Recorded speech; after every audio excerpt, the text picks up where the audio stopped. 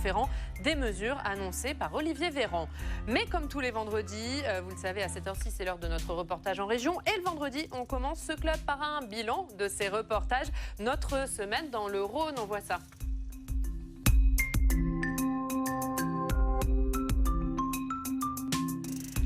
Et bonjour Alizé Boissin. Bonjour Ariane. Merci beaucoup d'être avec nous. C'est vous qui étiez dans le Rhône cette semaine avec Quentin Calmet. On a vu tous vos reportages, voir comment se passe la rentrée scolaire à l'heure du Covid. C'était le thème de vos reportages. On l'a vu dans l'un de vos reportages mardi, c'était le premier. Le protocole a évolué en ce qui concerne les fermetures de classe. Avant de vous entendre, Alizé, on va écouter à ce propos le recteur de l'Académie du Rhône et on en parle juste après avec vous.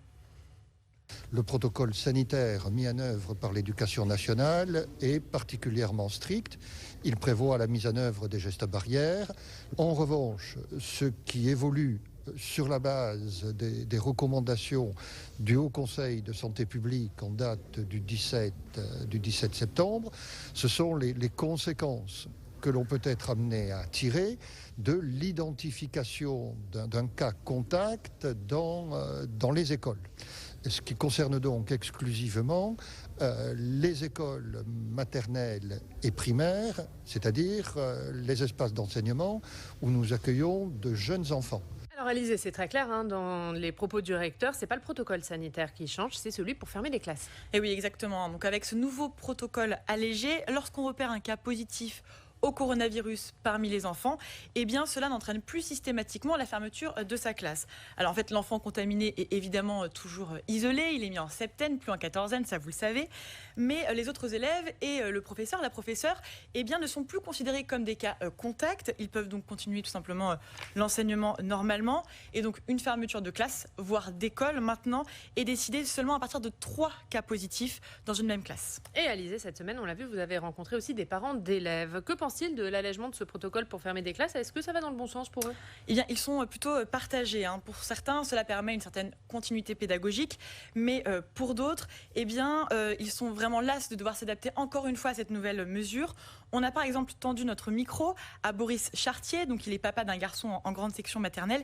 Écoutez ce qu'il nous dit. En fait, le protocole d'allègement des classes, c'est simplement un système pour aider l'éducation nationale à se sortir de cette mauvaise passe, dans le sens où il y a moins de remplaçants.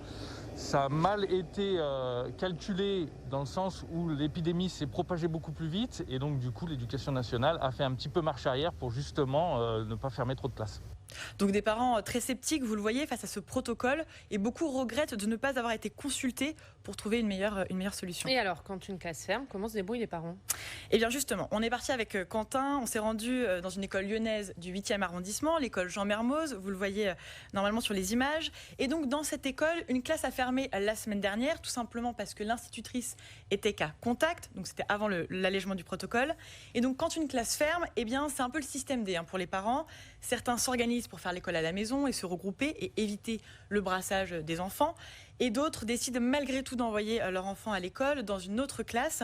Et donc on le voit, c'est vraiment une organisation au jour le jour pour les parents, entre inquiétude et entraide. Et à ce propos, on a rencontré Bruno Urgeli, qui est parent de Julia, qui est élève en CE2. Il est aussi représentant des parents d'élèves à la FCPE. Et écoutez ses inquiétudes.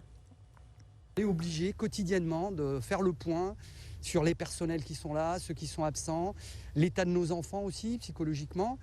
Et puis avec une préoccupation forte quand même qui est le suivi pédagogique, qui est pour l'instant assez chaotique, je dirais, puisque des personnels sont là, d'autres sont obligés de s'absenter, des enfants quittent aussi l'école pour des raisons de cas contact. Donc vous le voyez, Oriane, ces fermetures de classe, c'est vraiment une des difficultés de cette rentrée. Il y a des situations département par département, donc on doit continuer de surveiller.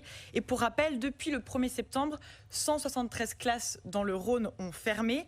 Et selon l'académie que nous avons contactée, une 60aine a déjà été rouverte. Et merci beaucoup, Alizé. Tous vos reportages réalisés avec Quentin Calmet sont à retrouver sur notre site internet. La semaine prochaine, nous irons en Normandie du côté de Caen pour voir comment fait le secteur de la santé face à cette pandémie et cette épidémie de Covid. Et puis avant de vous quitter, un petit mot pour vous, Alizé, puisqu'après 2 ans passés à Public Sénat, vous allez nous quitter